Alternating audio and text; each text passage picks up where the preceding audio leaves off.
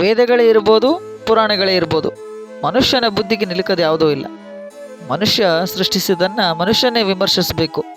ಇದು ಕನ್ನಡ ಸಾಹಿತ್ಯ ಲೋಕದ ಧ್ರುವತಾರೆ ಕಡಲ ತೀರದ ಭಾರ್ಗವ ಡಾಕ್ಟರ್ ಕೆ ಶಿವರಾಮ್ ಕಾರಂತ್ರವರು ಖಚಿತ ನಿಲುವಾಗಿತ್ತು.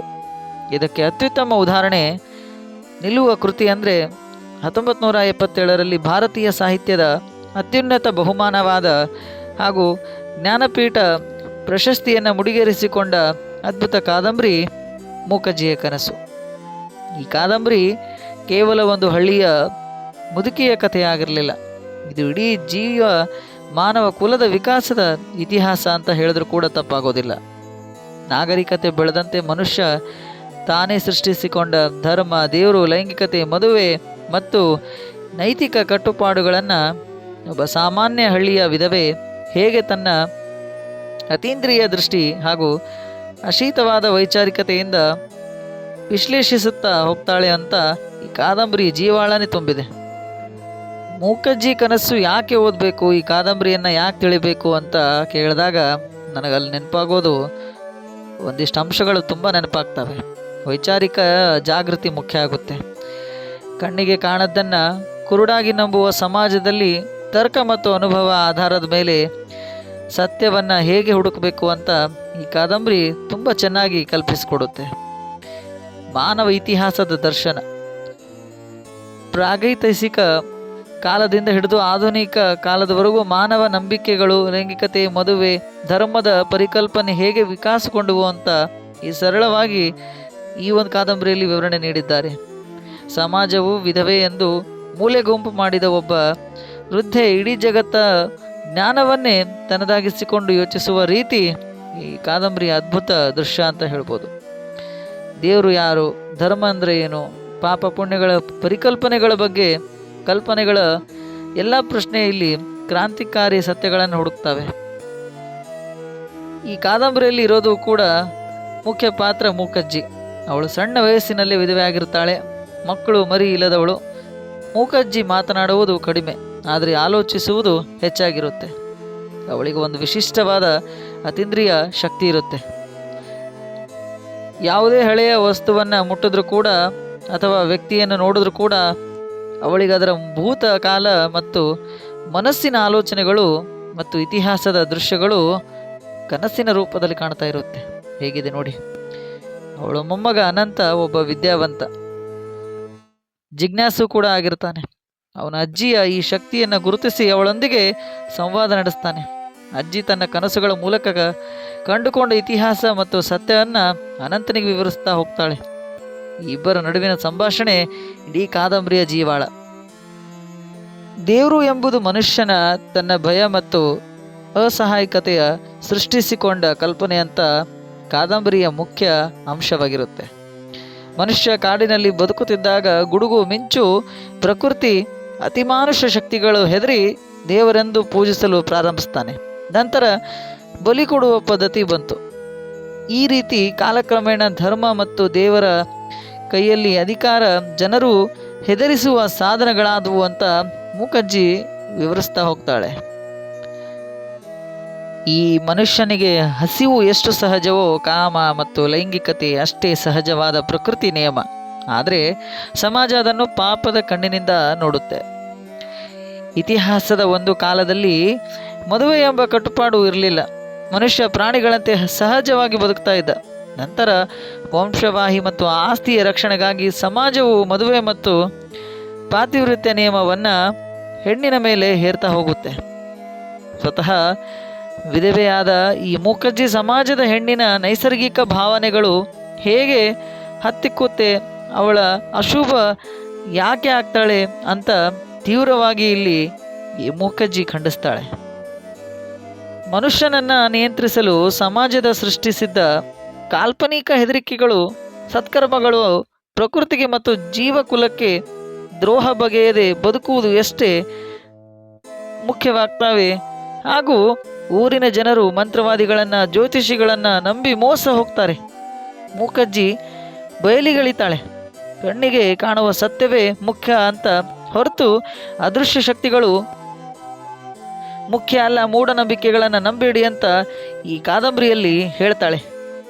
ಮುಖಜ್ಜಿಯ ಪ್ರಕೃತಿ ಮೇಲಿರುವ ಪ್ರೀತಿ ಅಪಾರ. ಗಿಡ ಮರ ಪ್ರಾಣಿಗಳು ಕೂಡ ದೈವಿಕ ಅಂಶಗಳೇ ಆಗಿರ್ತವೆ ಅಂತ ನಂಬಿರ್ತಾಳೆ.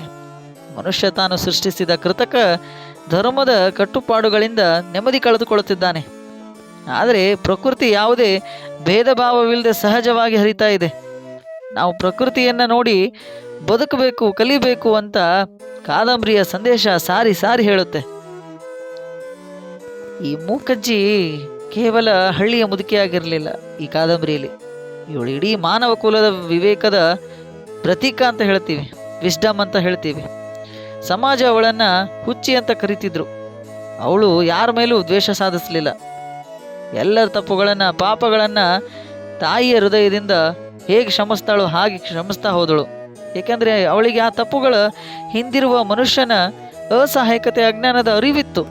ಅದರ ಬಗ್ಗೆ ಜ್ಞಾನ ಇತ್ತು. ಈ ಕಾದಂಬರಿಯಲ್ಲಿ ಮುಖ್ಯ ಅಜ್ಜಿಯ ತಾಳ್ಮೆನೇ ಮುಖ್ಯ ತೋರಿಸುತ್ತೆ. ಶಿವರಾಮ್ ಕಾರಂತರು ಕೂಡ ಈ ಮೂಕಜ್ಜಿಯ ಕನಸು ಬರೆಯುವಾಗ ಪಾತ್ರದ ಮೂಲಕ ಸಾಂಪ್ರದಾಯಿಕ ನಂಬಿಕೆಗಳ ಗೋಡೆಯನ್ನು ಒಡೆದು ವೈಚಾರಿಕತೆಯ ಹೊಸ ಬೆಳಕನ್ನು ತೋರಿಸ್ತಾರೆ. ಭೂತಕಾಲದ ತಪ್ಪುಗಳಿಂದ ಕಲಿತ ಪಾಠಗಳನ್ನು, ವರ್ತಮಾನದ ಮೂಢನಂಬಿಕೆಗಳನ್ನು ಬದಿಗಿಟ್ಟು ಮನುಷ್ಯತ್ವದ ಮತ್ತು ಪ್ರಕೃತಿಯನ್ನು ಪ್ರೀತಿಸುವುದೇ ನಿಜವಾದ ಧರ್ಮ ಅಂತ ಈ ಒಂದು ಕಾದಂಬರಿಯಲ್ಲಿ ಮನವರಿಕೆ ಮಾಡಿಕೊಡ್ತಾರೆ. ಕಾರಂತರು ಈ ಪುಸ್ತಕದ ಮುನ್ನುಡಿಯನ್ನು ತುಂಬ ಸೂಕ್ಷ್ಮವಾಗಿ ಬರೆದಿದ್ದಾರೆ.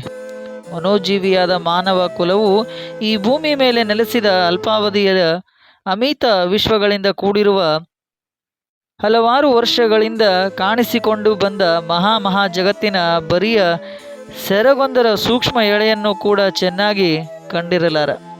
ಆದರೆ ಆತ ತನ್ನ ಅಲ್ಪಮತಿಗೆ ಗೋಚರಿಸಿದ ಅದ್ಭುತ ಆಶ್ಚರ್ಯಗಳಿಂದ ಚಕಿತಗೊಂಡಂತಹ ಈ ಜಗತ್ತೇನು, ಯಾರು ಸೃಷ್ಟಿಸಿದ್ಯಾರು, ಯಾಕೆ, ನಾನು ಎಂಥವ, ಯಾತಕ್ಕಿದ್ದೇನೆ ಎಂಬ ಪ್ರಶ್ನೆ ಕೇಳತೊಡಗುತ್ತಾನೆ. ಬರಿದ ಪ್ರಶ್ನೆಗಳು ಕೇಳಿದರೆ ಸಾಲದು. ತನ್ನ ಎಟಕಿದ ಸಿಗುವಂತಹ ವಿಷಯಗಳನ್ನು ಸಿಗದಂತೆ ನೆನೆದು ಮನಸ್ಸನ್ನು ಕಲ್ಪನಾ ಲೋಕಕ್ಕೆ ಹರಿಯತೊಡಗ್ತಾನೆ. ಅಲ್ಲಿ ಕಂಡ ಕನಸು ನಿಜ ಸತ್ಯ ಅಂತ ಸಾರುವುದು ಮುಂದೆ ಮಾಡಿ ತನ್ನ ಕೈಯನ್ನು ಚಾಚಿ ಪ್ರಯತ್ನ ಮಾಡ್ತಾನೆ. ಅವರಿವರ ಕಲ್ಪನೆಗಳು ಅದೆಷ್ಟು ಸತ್ಯವೋ ಸುಳ್ಳು ನಂಬೋದಿಲ್ಲ. ಅದೆಷ್ಟು ವಿಸ್ತಾರಕ್ಕೆ ಕಲ್ಪನೆಗಳನ್ನು ಬೆಳೆಸಲಾರ. ಅಂತಹ ಮೂಕ ಮೌನದಿಂದ ಹಿಡಿದಿಟ್ಟುಕೊಂಡ ಒಂದೊಂದು ಅಕ್ಷರಶಃ ಸತ್ಯವನ್ನು ತಿಳಿದು ನಂಬಿ ಸಾವಿರ ಜನರ ಬಗೆಗಳಿಂದ ಕಲ್ಪನಾ ವಿಕಾಸಗಳನ್ನು, ಪರಸ್ಪರ ಘರ್ಷಣೆಗಳನ್ನು ಮಾಡಿಕೊಂಡು ಕಾರಣಗಳನ್ನು ಹುಡುಕ್ತಾನೆ. ಈ ಕಾದಂಬರಿಗೆ ಕಥಾನಾಯಕನಿಲ್ಲ, ನಾಯಕಿ ಇಲ್ಲ. ಮೂಕಜ್ಜಿಯೂ ಇಲ್ಲಿ ಕಥಾನಾಯಕಿ ಅಲ್ಲ. ಸಾಂಪ್ರದಾಯಿಕತೆಯಿಂದ ಹದಗೆಟ್ಟಿದ ಮನಸ್ಸನ್ನು ತುಸುವಾಗಿ ಕಾಯಿಸಿ ಕರಗಿಸುವ ಕೆಲಸ ಅವಳದು.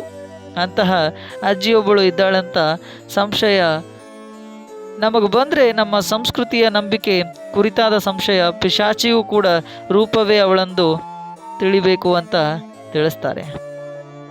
ಸ್ನೇಹಿತರೆ, ಒಟ್ಟಿನಲ್ಲಿ ಹೇಳೋದಾದರೆ ಮೂಕಜ್ಜಿಯ ಕನಸು ಕಾದಂಬರಿ ನಮಗೆ ಯಾವುದೇ ಸಿದ್ಧಾಂತಗಳನ್ನಾಗಲಿ ನಾಸ್ತಿಕತೆಯನ್ನಾಗಲಿ ಬಲವಂತವಾಗಿ ಹೇರುವುದಿಲ್ಲ. ಬದಲಾಗಿ ನಮ್ಮನ್ನು ನಾವೇ ಪ್ರಶ್ನೆ ಮಾಡಿಕೊಳ್ಳುವಂತೆ ಪ್ರೇರಣೆ ನೀಡುತ್ತೆ. ಮೂಕಜ್ಜಿ ಕೇವಲ ಒಬ್ಬ ವ್ಯಕ್ತಿಯಲ್ಲ, ಅವಳು ಇಡೀ ಮಾನವ ಇತಿಹಾಸವನ್ನು ತೆರೆದ ಕಣ್ಣುಗಳಿಂದ ನೋಡಿ ಕರಗಿಸಿಕೊಂಡ ವಿವೇಕದ ಸಂಕೇತ. ಸಮಾಜ ಅವಳನ್ನು ತ್ಯಜಿಸಿತ್ತು, ದೂರವಿಡಿತು. ಆದರೆ ಅವಳು ಸಮಾಜವನ್ನು ದ್ವೇಷಿಸಲಿಲ್ಲ. ಬದಲಿಗೆ ಎಲ್ಲರ ತಪ್ಪುಗಳನ್ನು, ದೌರ್ಬಲ್ಯಗಳನ್ನು ಪ್ರೀತಿ ಕರುಣೆಯಿಂದ ಕ್ಷಮಿಸ್ತಾಳೆ. ಏಕೆಂದರೆ ಮನುಷ್ಯನ ಅಸಹಾಯಕತೆ ಅರಿವು ಅವಳಿಗಿತ್ತು. ಕಾರಂತರು ಮೂಕಜ್ಜಿಯ ಪಾತ್ರದ ಮೂಲಕ ನಮಗೆ ನೀಡುವ ಸಂದೇಶ ಒಂದೇ: ಕೃತಕವಾದ ಮೂಢನಂಬಿಕೆಗಳನ್ನು, ಹೆದರಿಸುವ ಧರ್ಮದ ಕಟ್ಟುಪಾಡುಗಳನ್ನು ಬದಿಗಿಟ್ಟು ಪ್ರಕೃತಿಯ ಸಹಜ ನಿಯಮವನ್ನು ಗೌರವಿಸುತ್ತಾ ಮನುಷ್ಯತ್ವವನ್ನು ಪ್ರೀತಿಸುವುದೇ ನಿಜವಾದ ಧರ್ಮ ಅಂತ ಹೇಳ್ತಾರೆ. ಭೂತಕಾಲದ ತಪ್ಪುಗಳಿಂದ ಮುಕ್ತರಾಗಿ ವರ್ತಮಾನದ ವೈಚಾರಿಕತೆಯನ್ನು ಬೆಳೆಸ್ಕೊಳ್ಬೇಕು. ಬದುಕುಳಿದಿರುವ ದಿನಗಳಲ್ಲಿ ಕಲಿಸುವ ಈ ಕೃತಿ ಸಾರ್ವಕಾಲಿಕ ಮಹತ್ವವನ್ನು ನೀಡಿದೆ.